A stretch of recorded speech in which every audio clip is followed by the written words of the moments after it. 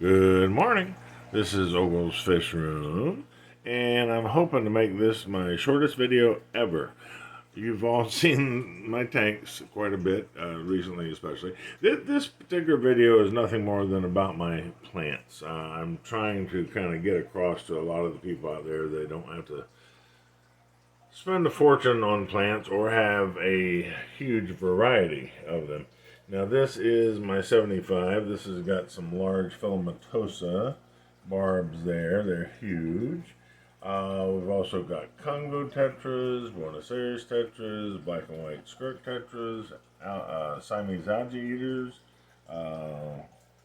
We got those new, these are snake skin. Some people call them banded barbs. They're actually snakeskin banded barbs because if you look closely, the bands separate in the middle. See a little bit of an orange sticking out through the bands. A true banded barb has got solid. Well, I'm trying to. I don't want to hold still for the camera. There they are. Solid bands. These are actually called snakeskin because, well, if you trying to get there, you go. You can see how it's a little more mottled. Yeah, whatever the word is. Anyway, they're beautiful. They were given to me by a friend, the same friend that gave me the filamentosa barbs that eat all my plants, and she gave me, which I don't see them right now. I just saw one in the back. There it is. Pair of rainbow cichlids. He's the male. I'm waiting for the female. She usually pops up behind him sometimes. She gave me that tetra there. I cannot remember. Cannot remember his name. Anyway, she was changing some things in her tank. I think she's going a little more micro on the fish. And anyway, the female's in there somewhere, but that's not important right now. That's not what we're doing on this. What we're doing is the only plants I can find that these fish will not eat are these, the Anubias. You've seen those before, I believe, in some of my videos. The Java Fern, which is huge. Now you can see a few nips here and there out of these, but I don't think they care for the taste too much. So these survive the cichlids and the filamentosa.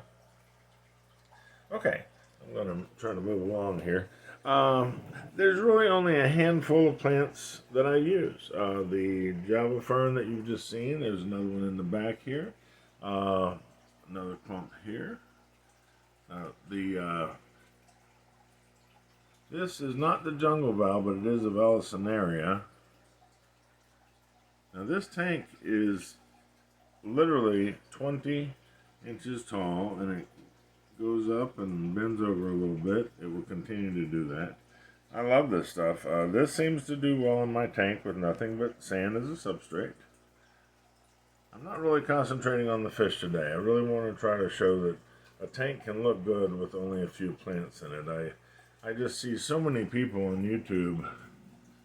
I'm not criticizing the ones that are backed by a company and can afford a gazillion dollars for plants because somebody else is paying for them, but there are people trying to copy that, and I think it's very costly, and your plants may die off in the process.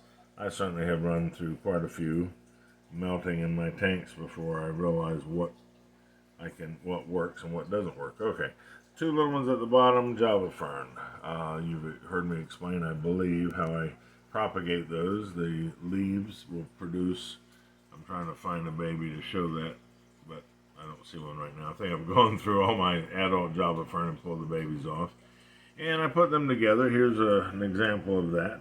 Just got this wood by the same person that gave me the fish the other day. This piece of wood has a lot of holes in it. I just love that. But I pulled all the baby Java Fern off my plants and squished them in the holes there.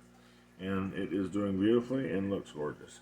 This is an Anubius, of course, right here. Java Fern in the back. just put these two coolie loaches in here because I seem to have a little snail problem, but they seem to be helping me with it. Research says they don't, but I might beg to differ. Anyway, we've got some babies I've just pulled apart and squished up here between the two pieces of wood that connect or come close. They actually don't connect. Anyway, we've got a beautiful Anubius back here on a piece of wood. Now that's another thing I wanted to explain. Now here's some babies I've glued to some different pieces. This is just glued, where's there? This is literally just glued to a rock. You can see that.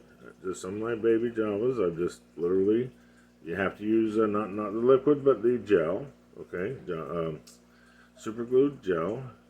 You can get it at the dollar store, 2 little tubes in a pack for $1.25 nowadays. Here's a coconut hut there. Okay. Again, not really concentrating on the tanks today as much as the plants.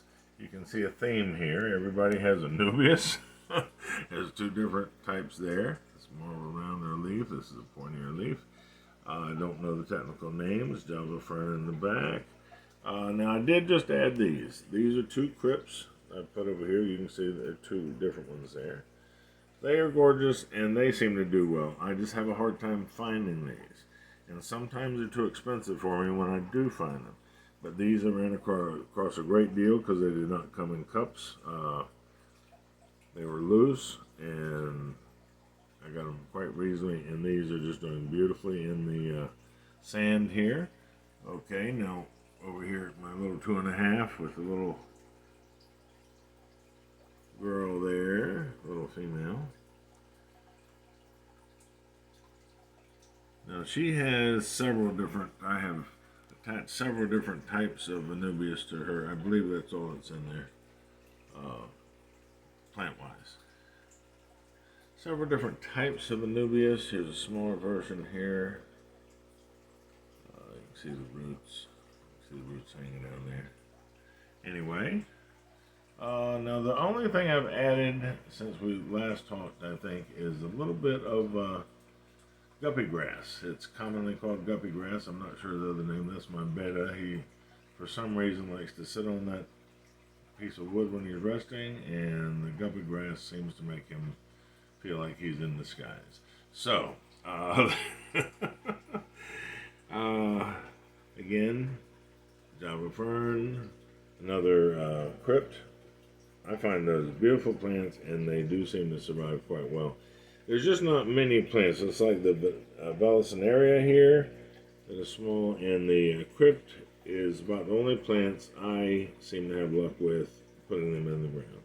Everything else is on wood or rocks. Here's, now the other thing that seems to do well in my tank is the red dwarf water lily. They don't get real tall. Now I have had some get kind of tall, but they didn't stay that way very long. These seem to be, I just moved a couple of these babies over from the tank we just saw. But anyway, now there, just on top of this piece of wood is just a clump of my baby Java Fern that I've glued together to a rock and just set it right on top of there. We have Java Fern in the back. More of a, I think this is called trident or lace Java Fern attached to this piece of coconut hut. Okay, we're going to try and move along quickly. Shut this off down before 10 minutes. Okay, there's one of my baby girl bettas there. This is 20 long that I have put a divider in. Okay, so because I wanted room for her. As you can see, we've got Velocinaria that's doing well.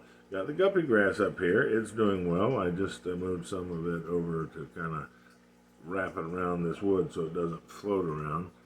I really don't want that per se, but it seems to be doing well. I ended up with this. There's, as you can see, a lot of crypts in here. Excuse me, pardon me. There are no crypts in here. This is all Anubias, is what I meant to say. Please forgive me. You got shrimp and blah blah blah, but we're not going there. Okay, large piece of Java fern, or group of Java fern plant. We've got. I've glued Java fern on babies onto this. Velocinaria over here doing well.